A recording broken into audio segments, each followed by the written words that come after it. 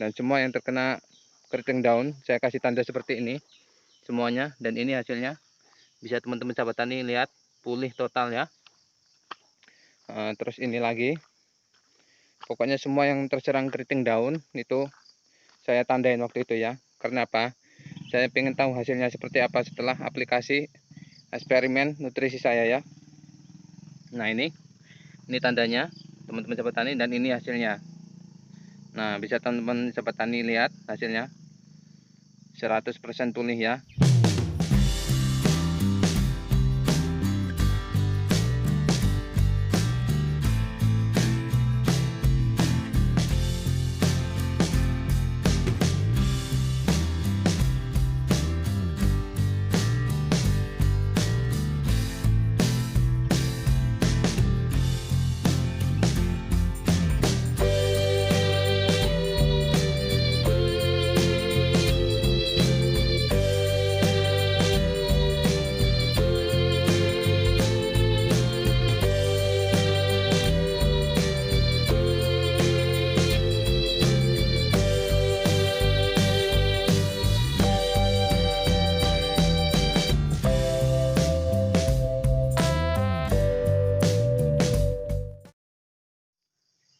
Oke, selamat pagi sahabat tani, salam sejahtera untuk kita semua dimanapun Anda berada. Di kesempatan pagi kali ini saya akan melakukan pemupukan ya melalui kocor.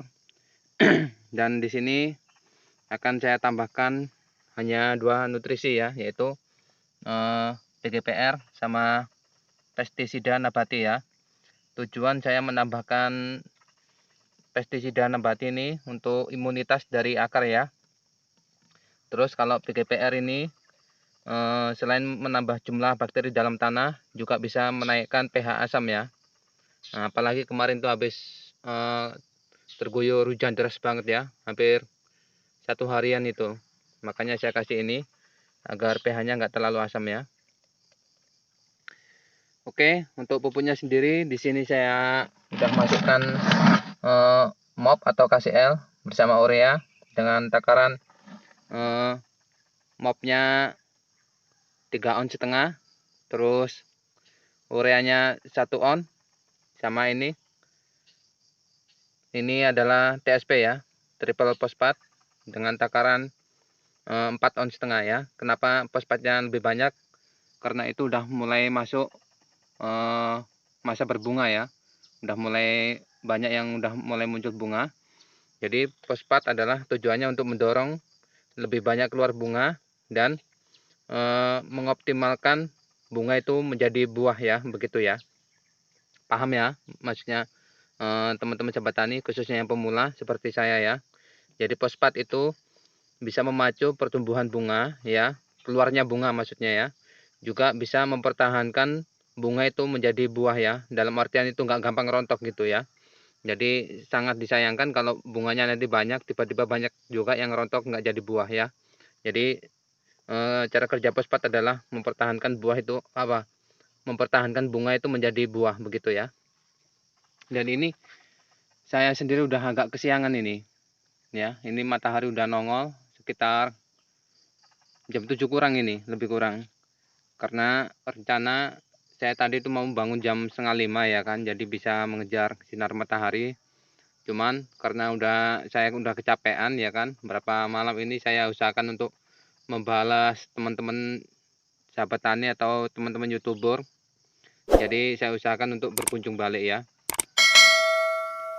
Jadi pada waktu pulang dinas itu langsung saya berkunjung sampai jam berapa gitu ya, sampai jam-jam pagi. Nah, saya bikin alarm 4:30, saya nggak dengar ya. Terus saya tanya sama istri saya, kan saya dibangunin jam 6 kurang itu. Kamu nggak dengar alarm bunyi 4:30 itu? Dengar. Kenapa nggak kamu bangunin saya? Aku bilang kan. Dia bilang, kasihan saya lihat kamu kayaknya udah capek banget, katanya gitu. Memang iya sih. Beberapa malam ini saya harus membalas komentar ataupun berkunjung balik kepada teman-teman YouTuber atau sahabat tani ya, agar ya yang pasti sportif gitulah ya intinya ya. Dan apabila komen teman-teman atau sahabat tani yang tidak terbalaskan, mohon maaf ya. Terkadang saya udah udah sangat capek ya. Jadi mungkin besok-besoknya baru saya lihat gitu. Terkadang kayak gitu ya.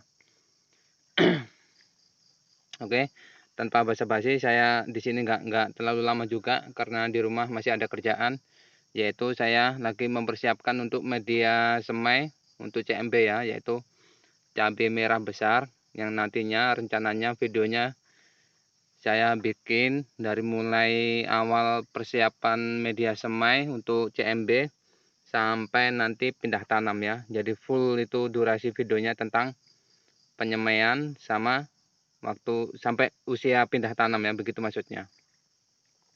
Jadi bagi teman-teman sahabat petani yang masih pemula seperti saya, mungkin dari situ nanti saya bisa berbagi durasi full ya. Dalam artian itu utuh dari mulai persiapan media semai sampai nanti bibit itu siap untuk dipindah tanam. Nah, itu full nanti itu.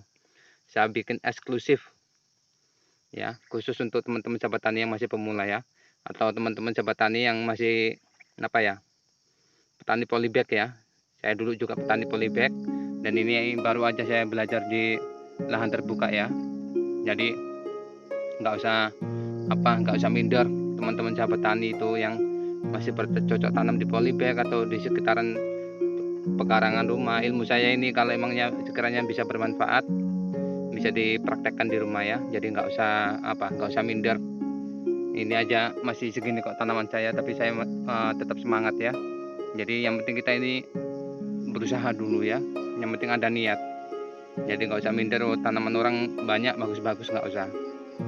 Yang penting kita niati dulu ya, kita praktekkan. Nah, nanti hasilnya belakangan. Kalau sekiranya udah kita praktekkan kok hasil masih kurang bagus, berarti masih ada yang perlu untuk dipelajari begitu ya. Oke, lanjut. Di sini kita tuang dulu untuk fosfatnya. Nah, ini fosfatnya sendiri udah saya rendam memakai air biasa 1 liter. Terus saya tambahin dengan nutrisi mol bonggol pisang ya, dengan dosis 40 ml atau 40 cc ya. Tujuannya agar unsur hara fosfat sendiri itu bisa cepat larut bersama air begitu ya. Terus gelas takar saya mana ini?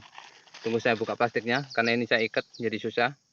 Oke teman-teman sahabat tani, untuk dosis PGPR saya memberinya 40 cc ya. Oke, udah beres, sangat beres betul. Oke, kita tuang dulu. Nah, untuk pestisida nabatinya saya memberinya 80 cc ya. Ini gelas takar ukuran 40 cc, berarti 2 kali ini ya. Nah, pelan-pelan nanti tumpah. Oke.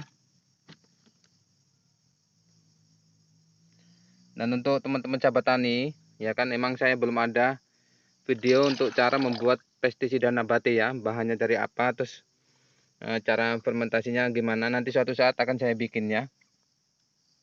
Karena kemarin itu kan waktu bikin kan saya belum belajar jadi YouTuber ya. Dan ini setelah udah masa panen, di situ baru saya jadi belajar jadi YouTuber ya. Jadi belum ada video pembuatan dari awal dan persiapan untuk bahannya apa aja ya. Jadi mohon maaf. Tapi nanti suatu saat akan saya bikinin ya.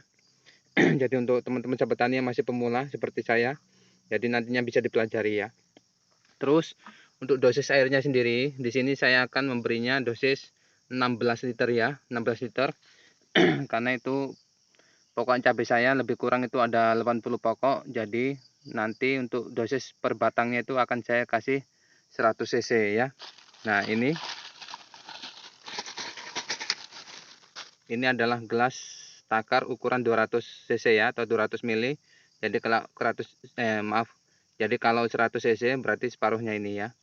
Oke, biasanya lanjut. Itu matahari udah mulai naik, nanti keburu panas ya. Sebenarnya sih untuk stomata sendiri atau mulut daun itu menutup pada jam-jam sekitar jam 10 ya. Itu baru menutup. Jadi di situ masih proses pemasakan nutrisi sama penyaluran nutrisi ke setiap sel tumbuhannya. Tapi yang lebih bagus adalah pemupukan, entah itu melalui daun ataupun kocor. Yang lebih baik adalah pada saat matahari muncul itu pemupukan itu udah selesai begitu ya. Oke, kita lanjut teman-teman sahabat tani. Ini teman-teman sahabat tani, pupuknya udah saya pindahkan ke sini. Tujuannya biar saya tidak terlalu berat ngangkatnya ya. Dan ini adalah dosis 100 cc ya, separuhnya ini. Oke, seperti ini. Oke, terus. Nah, ini hanya sekedar contoh ya. Oke. Oke, biar saya lanjut dulu pemupukannya ya, bercepat siap. Tapi sebelum saya tutup videonya, saya akan mengasih tunjuk ini, mohon maaf. Saya belum siap untuk menyangkulnya, untuk membersihkannya, rumputnya. Nah, ini adalah efek terkena kutu daun ya, ini. Nah, berbeda sama sebelahnya ya, ini.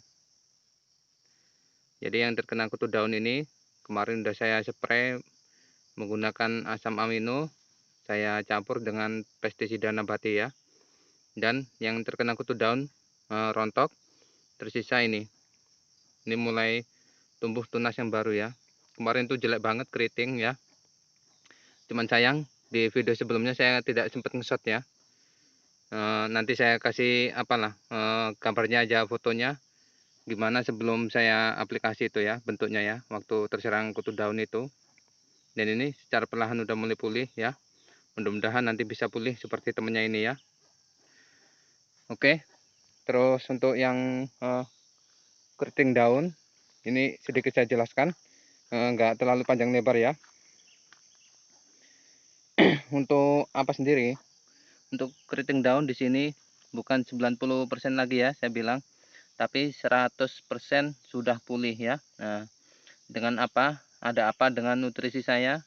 Ternyata nutrisi saya berhasil ya. Dan ini tandanya saya tidak mengubah-ubah posisinya ya. Dan waktu di video awal-awal saya menunjukkan keriting daun itu adalah bedengan keempat ya, ini ya. Tuh 1, 2, 3, 4 ya. Terus ada bedengan kelima yang terserang juga. Saya kasih tunjuk waktu itu. Dan semua yang terkena keriting daun saya kasih tanda seperti ini semuanya. Dan ini hasilnya. Bisa teman-teman sahabat tani lihat, pulih total ya. Terus ini lagi. Pokoknya semua yang terserang keriting daun itu saya tandain waktu itu ya. Karena apa? Saya ingin tahu hasilnya seperti apa setelah aplikasi eksperimen nutrisi saya ya. Nah, ini tandanya teman-teman sahabat tani, dan ini hasilnya. Nah, bisa teman-teman sahabat tani lihat hasilnya 100% pulih ya. Dan di sana juga ada waktu itu. Tunggu. Nah, ini tandanya. Nah, dan ini. Nah, itu udah buka semua ya. Terus di sini juga ada waktu itu, bisa dicek aja video saya yang awal-awal saya menunjukkan keriting daun. Ini tandanya teman-teman sahabat tani, dan ini hasilnya. Nah, 100% pulih ya. Oke, bisa teman-teman sahabat tani lihat ya. Mohon maaf sebelumnya, di sini bukan berarti saya sok-sokan atau sok pinter ya, sok menggurui, tidak. Karena tujuan saya sendiri adalah di sini berbagi dan belajar bersama ya. Khususnya teman-teman sahabat tani yang masih pemula seperti saya ya. Jadi kalau ada teman-teman sahabat tani yang mengalami keriting daun seperti yang saya alami, bisa dicoba ya, untuk aplikasi apa aja nutrisi yang saya tambahkan supaya keriting daun itu bisa pulih ya. Bisa dicek di video cabai rawit saya yang pokoknya selama video cabai rawit inilah, bisa dicek-cek video awal-awal saya menunjukkan cabai rawit terkena keriting daun ya. Jadi penambahan nutrisi apa aja yang saya tambahkan ya. Itu adalah eksperimen saya. Jadi sekiranya bisa bermanfaat, mudah-mudahan untuk teman-teman sahabat tani bisa dipraktekkan, mudah-mudahan berhasil seperti yang saya alami ya. Terus ini teman-teman sahabat tani, kelihatan nggak ya? Nah, itu yang kecil, yang ini saya kasih tunjuk ini teman-teman sahabat tani. Nah, ini cuman nggak begitu kelihatan ya, agak apa, biar aja nggak kelihatan, yang penting saya kasih tunjuk. Itu adalah pupa ladybug ya. Di video saya yang sebelum ini itu ada cover depan atau biasa disebut thumbnail, itu saya kasih gambar pupa ladybug ya. Jadi untuk ladybug sendiri itu adalah predator pemakan kutu daun ya. Jadi kalau ada yang kayak gitu di lahan teman-teman sahabat tani, jangan dimatikan karena itu sangat membantu petani ya dalam pengendalian hama, khususnya kutu daunnya. Di situ bisa dilihat dari tampilan depan atau cover video atau thumbnail ya, bahasanya kayak mana lah enaknya, tampilan depan gitu aja lah ya, biar lebih enak. Karena kalau kita bilang bahasa thumbnail kan belum tentu semua orang ngerti ya.